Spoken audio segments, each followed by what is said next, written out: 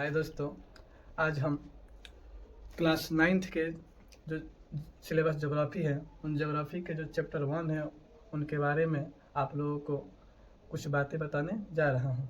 Chapter का नाम है भारत की स्थिति और विस्तार, है ना।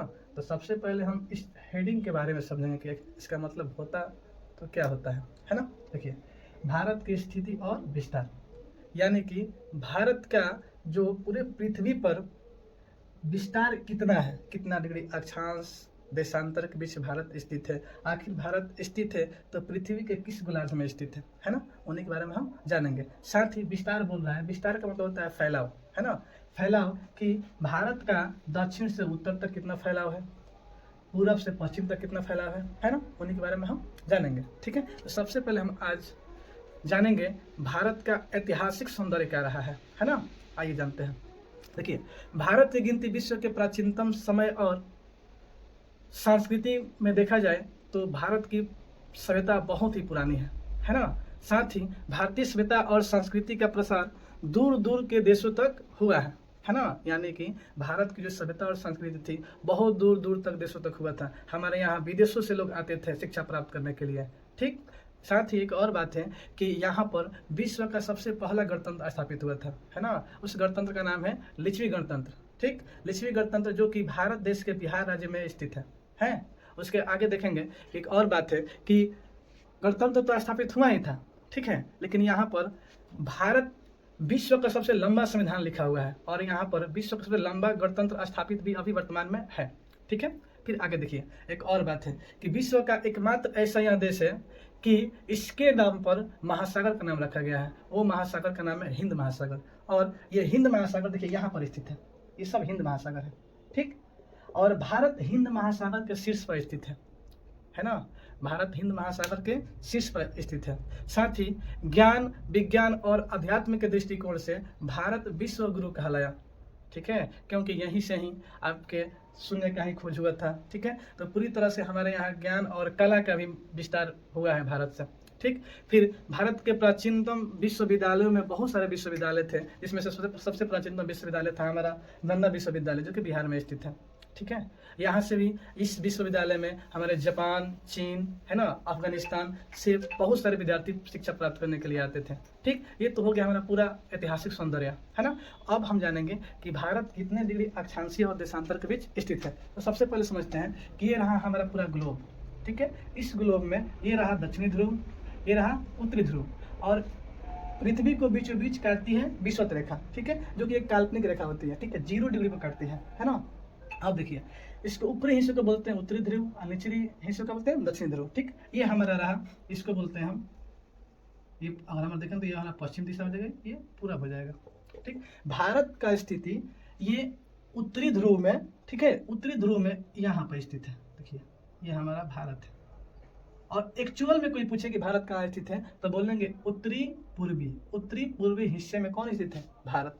ठीक है, ये तो हम देख लिए ग्लोब पर कहाँ भारत स्थित है। अब देखिए, अब भारत का विस्तार देखते हैं। ठीक है, तो देखिए भारत का विस्तार अगर देखेंगे तो उसका अक्षांशीय और देशांतरी स्थिति में 8 डिग्री 4 मिनट से 37 डिग्री 6 मिनट उत्तर, है ना, उत्तरी अक्षांश, और तथा आपके 68 डिग्री 7 मिनट से 97 डिग्री 25 मिनट पूर्वी देशांतर तक पूरा भारत फैला हुआ है ना। ठीक, ये रहा हमारा अक्षांशीय और देशांतरीय स्थिति। अब आइए आगे देखते हैं कि पूरा भारत का क्षेत्रफल 32.8 लाख वर्ग किलोमीटर है। पूरा भारत का एरिया, है ना, ये पूरा जमीन। ठीक, इसमें से देखेंगे तो दक्षिण से उत्तर की पूरा लंबाई है 3214 किलोमीटर। ठीक है, 3214 किलोमीटर, यानी कि पूरा दक्षिणी छोर से धैले हमारा उत्तरी छोर तक पूरा हमारा क्या है 3214 किलोमीटर पूरा इसका लंबाई है। ठीक, अब देखिए पूरब से पश्चिम यहाँ से यहाँ तक की लंबाई भारत तक कितना पड़ता है, ये है हमारा 2933 किलोमीटर, 2933 किलोमीटर।